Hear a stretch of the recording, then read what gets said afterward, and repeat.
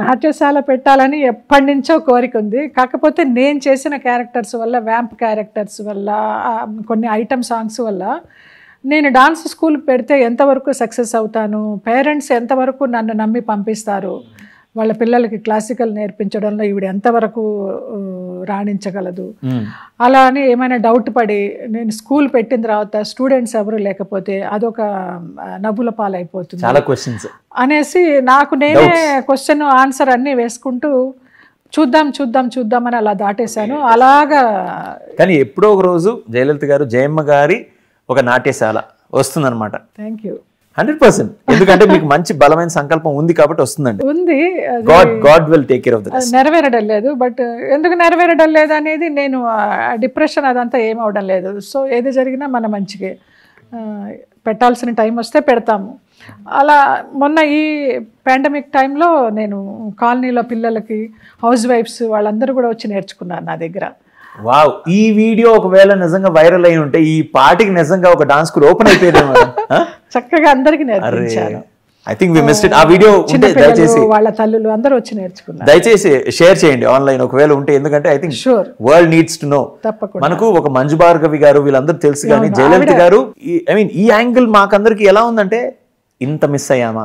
I think you have to come back with నాకు మయూరి చేయాల్సిందండి. Mayuri next day నేను shoot చేయాలి. బిఫోర్ డే అమ్మాయి సుధా దొరికింది వాళ్ళకి ఒరిజినల్ క్యారెక్టర్. నాకు మేకప్ టెస్ట్ అంతా అయింది, ఆడిషన్ టెస్ట్ అంతా అయింది. ఇంకా నేనే అనుకున్న టైంలో అది పోయింది. సప్తపది చేయాలి, సప్తపది కూడా పోయింది. అట్లా మంచి మంచి డాన్స్ మూవీస్ అన్నీ పోయినాయి. ఒక డాన్స్ మూవీ పడుంటే ఎలా ఉండేది నా కెరీర్ అనేది ఆలోచించుకుంటే ఏదో అయోమయంగానే ఉంటుంది. ఇలాంటి క్యారెక్టర్ ఒకవేళ నేను చేస్తుంటే బాగుండేది ఎప్పుడు అనుకున్నారండి? స్వర్ణకమలంలో భానుప్రియ క్యారెక్టర్ చాలా పిచ్చి ఇష్టం. తర్వాత మిథునంలో లక్ష్మి గారు, బాలు గారు చేయాల్సిన క్యారెక్టర్స్ నేను, భరణి గారు చేయాలి. సో అదే అలా మిస్ అయింది. ఆ మిథునం చూస్తూ ఆ మొగుడు పెళ్ళాలు ఇద్దరు అలా ఒంటరి లైఫ్ లీడ్ చేయడం చూసి బాధతో ఏడ్చాను. అరే ఈ క్యారెక్టర్ నేను చేయలేకపోయినానే అని ఏడ్చాను. అసలు ఎన్ని రకాలుగా ఎమోషన్ అయినాను ఆ సినిమా చూస్తూ. ఫెంటాస్టిక్. ఆర్యవర్ధన్ తల్లిగా మీరు చెప్పాలి ఇప్పుడు, ఇద్దరు కోడళ్ళలో మీకు బాగా నచ్చిన కోడలు ఎవరు? క్యారెక్టర్ పరంగా చెప్పాలంటే అను అమాయకురాలు, మాన్సీ వచ్చి కొంచెం కిలాడి. ఈ సీరియల్లో ఇష్టం లేకపోయినా కూడా మామూలుగా ఇన్ జనరల్ లైఫ్లో అందరూ ఇష్టమే నాకు. నా రెండో కొడుకు కరణ్, నీరజ్ క్యారెక్టర్ కానీ పెద్ద అందరూ ఇష్టమైన క్యారెక్టర్స్. అందరూ 100% ఇంటర్వ్యూ చూడండి, చూసిన తర్వాత ఆబ్వియస్లీ మంచి ఆన్సర్ చెప్పారు. ఓకే, మంచి క్యారెక్టర్ వచ్చినప్పుడు పొందే తృప్తి వేరే. అలాంటిది మైల్ స్టోన్ లాంటి క్యారెక్టర్స్ మీ జీవితంలో ఎలాంటి క్యారెక్టర్స్ పోషించారు? ఆ క్యారెక్టర్స్ ఏమైనా మీరు చెప్పగలరా? Mile stone characters. Mile stone character అంటే గ్రహణం ఒకటి చెప్పగలను. చాలా వేళ మీద లెక్క పెట్టచ్చు. తర్వాత వంశీ గారి మూవీస్ అన్నీ కూడా అంటే మైల్ స్టోన్ అని చెప్పలేము కానివ్వండి, మంచి క్యారెక్టర్స్. శృతిలయలు ఒకటి మంచి క్యారెక్టర్, చాలా మంచి క్యారెక్టర్. చెప్తున్నాను కదా, వేళ్ల మీద లెక్క పెట్టచ్చు. మైల్ స్టోన్ ఆ గ్రహణం అయిన తర్వాత ఆ టైప్ ఆఫ్ క్యారెక్టర్స్ పడతాయి అనుకున్నాను. అసలు చలం గారు మీ గురించే రాశారా ఆ కథ, అంతా బాగా యాప్ట్ అయినారు అన్నారు. కానీ నాకు తర్వాత ఇంద్రగంటి మోహన్ కృష్ణ గారే క్యారెక్టర్ ఇవ్వలేదు.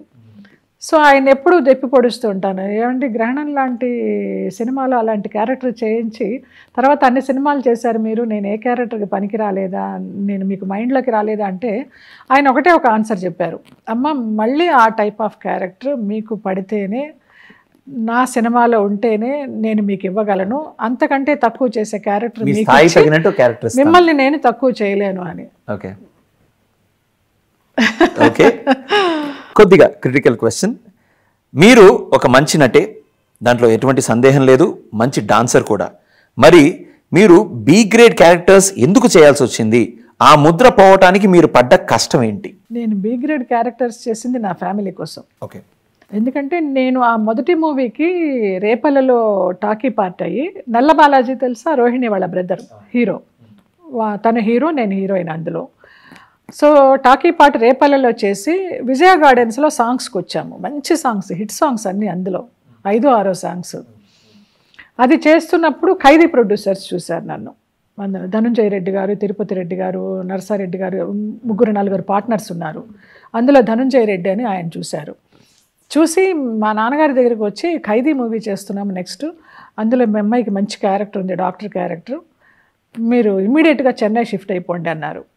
ఇంకా నాన్న వెనక ముందు ఆలోచించలేదు, నాకు ఏం తెలియదు, నాన్న ఏం చెప్తే అది చేస్తాము. అలాంటి ఒక ఫ్యామిలీలో, ఆర్థోడాక్స్ ఫ్యామిలీ, ఒక బ్రాహ్మిన్ ఫ్యామిలీలో వచ్చాము. వాళ్ళు ఏం చెప్తే అది చేశాము. పదండి అని ఆయన వెనక ముందు చూడకుండా చెన్నై షిఫ్ట్ చేయడము, అన్ఎక్స్పెక్టెడ్గా అనుకోని విధంగా ఆ క్యారెక్టర్ సుమలత గారు చేయడము, నాకు తప్పిపోవడము, ఇంకా ఫ్యామిలీతోటి మెడ్రాస్ వచ్చేసాము, ఎలాగ గెట్ ఆన్ అవ్వాలి అనుకున్న టైంలో అదే విజయ గార్డెన్స్లో సాంగ్స్ జరుగుతున్నప్పుడు వీళ్ళు ఎలాగ ఛాన్స్ ఇచ్చారో, మలయాళం నానా మ్యాగజైన్ అని ఒక ఫేమస్ మ్యాగజైన్ అప్పుడు వాళ్ళు వచ్చి నన్ను ఇంటర్వ్యూ తీసుకున్నారు. ఆ శారీస్లో చాలా అందంగా ఉండేదాన్ని అప్పుడు. 83లో డిగ్రీ ఫినిష్ చేసి 84. అది ఐవిసిసి గారు చూశారు, మలయాళం డైరెక్టర్ గారు. చూసి నాకు ఈ అమ్మాయి కావాలి సినిమాలో. కమల్ హాసన్ గారి హీరో, ఓకే, బ్రదం మలయాళంలో. శోభన ఒక హీరోయిన్, గీత ఒక హీరోయిన్, నేను ఒక హీరోయిన్ అయినా కూడా వ్యాంప్. నాకు కమల్ గారికి మధ్యలో లవ్, నాకు ఒక హస్బెండ్ ఉన్నా కూడా ఒక రేస్ కోర్స్ అంతా ఉంటుంది మాకు. అలాంటి ఒక సబ్జెక్ట్లో కమల్ గారితోటి నేను, ఆయన పిలిచారు, నేను మలయాళానికి వెళ్ళిపోయినాను. ఏదో ఒకటి మనకి ఛాన్స్ కావాలి, ఫ్యామిలీ గెట్ ఆన్ అవ్వాలి. అలా నేను సిబి గ్రేడ్ క్యారెక్టర్స్ చేయాల్సి వచ్చింది. ఆ ముద్ర పోవడానికి చాలా కాలం పట్టింది. బోరింగ్ పాప దాకా కూడా ఆ ముద్ర పోలేదు నాకు.